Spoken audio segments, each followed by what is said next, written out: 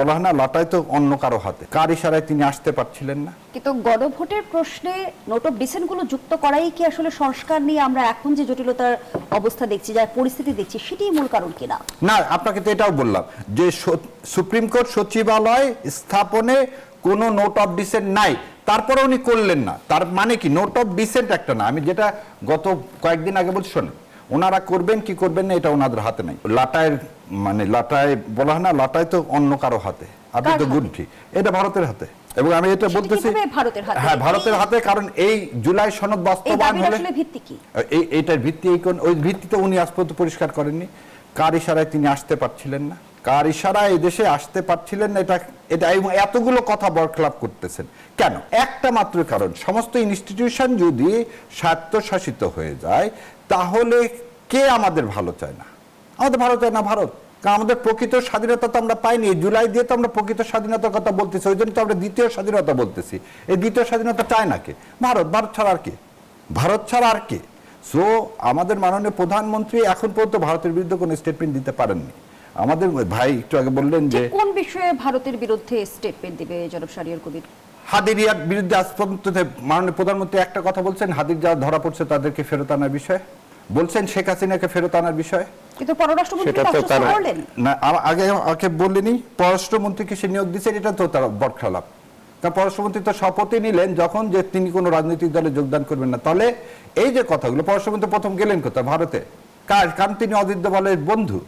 এই অজিত দোভালের বন্ধুরাই তো তাকে এই ইলেকশনে ইঞ্জিনিয়ারিং করে তাকে বসাইছে। সো এতগুলো বলার পরেও যদি মনে হয় যে না, হাদির কবর জিয়ারত করে এসে তো উনি বলতে পারতেন যে হাদির বিচারটা সবচেয়ে আগে করব। এদের বলতেছেন যে এক্সচেঞ্জ ট্রিটি কয়দিন লাগে নিয়ে আসতে? একজন লোককে নিয়ে আসতে কয়দিন লাগে? আপনি চিঠি দিয়ে চাইবেন, আপনি শেখ হাসিনাকে চান না কেন? আপনি শেখ হাসিনাকে, আপনি আরো একটা কথা বলেন, শিরিন শারমিনকে আপনি দুপুরে ধরলেন, দুপুরে বেল হলো, বিকালবেলায় জামিন পেয়ে গেল, এক তাড়াতাড়ি অর্ডারও লেখা হয়ে গেল। হয়তো বাংলাদেশের বিচারালয় যদি এরকম হয় তো শুকুর আলহামদুলিল্লাহ। আমরা তো তা দেখি না। আমরা দেখি একটা বেল বন্ড জমা দিয়ে বের হতে মিনিমাম 1 থেকে 2 দিন লাগে। তো ওনার বেলায় তা হলো কেন? উনি ধরা পড়লেন কেন? স্পিকার নির্বাচিত হওয়ার পর। তাহলে সরকার জানতো এই যে কাজগুলো ধারাবাহিক করলেন, এটা কার স্বার্থে? ইন্ডিয়ার স্বার্থে। আপনি জুলাই সনদ বাস্তবায়ন হতে দিবেন না, আমি আপনাকে লেগে দিয়ে যাচ্ছি আজকে। এই জুলাই সনদ ওনারা বাস্তবায়ন করবেন না, কারণ সুপ্রিম কোর্টের বিচারে বললাম তো, একটা উদাহরণ দিলাম, যেখানে নোট অফ ডিসেন্ট নেই সেটাও করেননি। কিন্তু প্রধানমন্ত্রী যখন বলছে যে জুলাই সনদে এই কথা তো স্বরাষ্ট্রমন্ত্রী বলছেন না, পাচ্ছি না, কারণ উনি যে কথাই তারপরে মৌলানা ভাসানী সম্পর্কে যে কথা বলছেন সেটা একটা অসত্য কথা। কিন্তু স্বরাষ্ট্রমন্ত্রী কিন্তু সুনির্দিষ্টভাবে বলেছে যে গণভোট ফ্যাক্ট অন ব্যালট, অর্থাৎ বৈধতা রয়েছে, তাহলে আর সংকট কেন? আচ্ছা, যদি ফ্যাক্ট অন ব্যালটই হয়ে থাকে, স্বরাষ্ট্রমন্ত্রী, আমি একদম চ্যালেঞ্জ দিয়ে বললাম, উনি সংসদে দাঁড়িয়ে যা যা বলছেন সব অসত্য বলছেন। 1 নম্বর কথা, উনি একটা হাইকোর্টের রায়ের কথা বলছেন যে হাইকোর্টের রায় বলছেন যে এই সমস্ত কিছু বিবেচনা করা হবে কোথায়?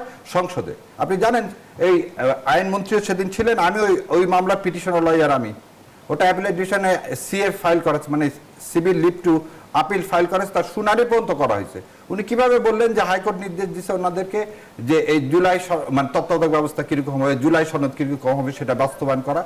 কারণ 15 অ্যামেন্ডমেন্ট তো যেখানে এখনো সিএ পেন্ডিং অ্যাপিলেট ডিভিশন। দ্বিতীয় কথা আসেন, উনি বললেন কি, যেগুলো নোট অফ ডিসেন্ট দিয়েছেন সেগুলো ছাড়া সব হবে।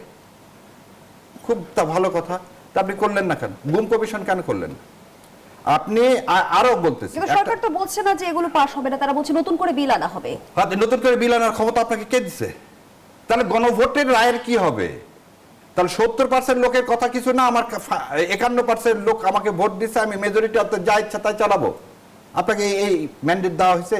পৃথিবীর কোথাও আছে গণভোটের বাইরে যাওয়ার? গণভোটের বাইরে যদি আপনি যান তাহলে আপনি সংবিধান যে অধ্যাদেশগুলো সরকার পাশ করেছে সেটা কি আসলে গণভোটের রায়ের প্রতিফলন না? হ্যাঁ, একটা মানুষকে তৈরি করলাম, মাথা ছাড়া জন্মগ্রহণ করলো, তাই কি বলবেন আপনি?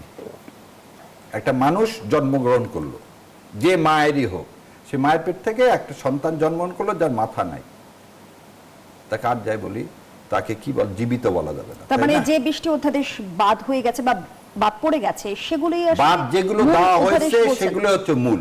গুম কমিশন থেকে শুরু করে, বিচার বিভাগের স্বাধীনতা শুরু করে, পুলিশ কমিশন থেকে শুরু করে, এগুলো আপনারা আগে বলেননি কেন?